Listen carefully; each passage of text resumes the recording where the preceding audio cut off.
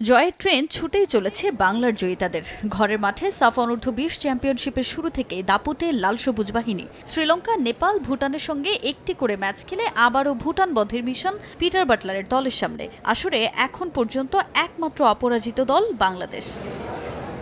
ভুটানের বিপক্ষে শেষ ম্যাচে বিরল এক ঘটনা সাক্ষী হয় বাংলাদেশ দল। বৃষ্টির কারণে বসুন্ধরা কিংস অ্যারেনায় মাঠ খেলার অনুপযোগী হয়ে পড়ে। এরপর খেলা বন্ধ থাকে 3 ঘন্টা। চেষ্টা করেও মাঠ শুকানোর ব্যবস্থা না করা গেলে শেষ পর্যন্ত বদলে ফেলা হয় ম্যাচের ভেন্যু। বসুন্ধরা কিংসের অনুশীলন গ্রাউন্ডে মাঠে গড়ায় দ্বিতীয়ার্ধের খেলা। এবার বাংলাদেশ বনাম ভুটানের পরবর্তী ম্যাচের জন্য বদলে ফেলা হলো ভেন্যু। আবহাওয়ার কথা মাথায় রেখে বসুন্ধরা কিংসের প্র্যাকটিস গ্রাউন্ডে মাঠে গড়ানোর সিদ্ধান্ত নেওয়া হয় শ্রীলঙ্কা বনাম নেপাল ও বাংলাদেশ বনাম ভুটানের ম্যাচ। ম্যাচডের মাঝে একদিনের বিরতি, যে কারণে অনুশীলনের সুযোগ পাচ্ছে না বাংলাদেশ দল। তবে নিজেদের প্রস্তুতি ঝালিয়ে নিতে বদ্ধপরিকর লাল সবুজ। হোটেলে রিকভারি সেশন করেছে পিটার বাটলারের দল। সুইমিং, স্ট্রেচিং করে রিকভারি সেশন সম্পন্ন করেছে আফিদা সাগরিকারা। ভুটানের বিপক্ষে বৃষ্টি বিঘ্নিত ম্যাচে চরম ভোগান্তিতে পড়তে হয় ফুটবলারদের। তবে সেই ধকল কাটিয়ে উঠে এবার আবারও ভুটানের বিপক্ষে মাঠে নামতে প্রস্তুত পুরো দল। ম্যাচটা একটু কঠিন ছিল, কারণ প্রথম মধ্যে খেলা হয়েছে এক মাঠে, তারপর সেকেন্ড হাফ হয়েছে আরেক মাঠে। মাঝখানে অনেক সময় আমরা বসেছিলাম, তো একটু কঠিন ছিল। তারপরেও আমরা আল্লাহ রহমতে মাঠ ছেড়ে জিতে আসছি।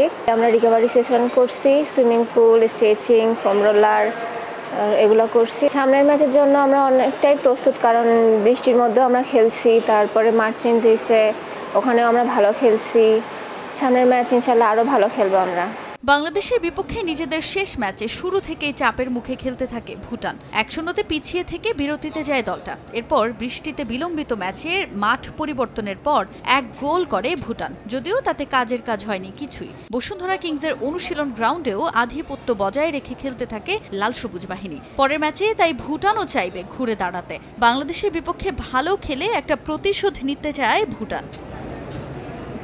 তবে ছেড়ে কথা বলবে না লাল সবুজ বাহিনী। 4 দলের এই টুর্নামেন্টে এখন পর্যন্ত সবকটি ম্যাচ জিতে 9 পয়েন্ট নিয়ে টেবিলের শীর্ষে অবস্থান বাংলাদেশের। প্রস্তুতি আর কন্ডিশন বিবেচনায় এই ম্যাচেও নিজেদেরই এগিয়ে রাখছে পিটার বাটলারের দল। আফিদা, সাগরিকা, শান্তি মার্ডি, মুনকি, উমেহলাদের নিয়ে আত্মবিশ্বাসী বাংলাদেশ দল। রাউন্ড রবিন লিগ পদ্ধতিতে টুর্নামেন্ট হওয়ায় আসরের শীর্ষ পয়েন্টধারী দলের হাতেই উঠবে শিরোপা। তাই হাতে থাকা বাকি ম্যাচের কোনোটিতেই ভুল করতে চায় না বাংলাদেশ। বৃষ্টির কারণে ভেজা মাঠে খেলায় বেশ কয়েকজন ফুটবলার চোট পেলেও তা কাটিয়ে উঠেছেন তারা। ফুল ফিট স্কোয়াড নিয়েই তাই মাঠে নামার লক্ষ্য দলের। দলের অবস্থা এখন ভালো, টুকটাক একটু ইনজুরি ছিল, এগুলি সব কাটিয়ে উঠেছে এবং আমাদের মেয়েরা এখন ফুরফুরা মেজাজি আছে। আমাদের আজকে রিকভারি সেশন ছিল, আমরা স্ট্রেচিং করেছি এবং সুইমিং করেছি। তো আমাদের মেয়েরা আফটার ওভারঅল সবাই ভালো, আর নেক্সট ম্যাচের জন্য প্রিপেয়ার্ড। ভুটানের বিপক্ষে ম্যাচের পর শ্রীলঙ্কা ও নেপালের বিপক্ষে আরও 2টি ম্যাচ খেলবে লাল সবুজ বাহিনী। তাজিন খন্দকার, সময় সংবাদ।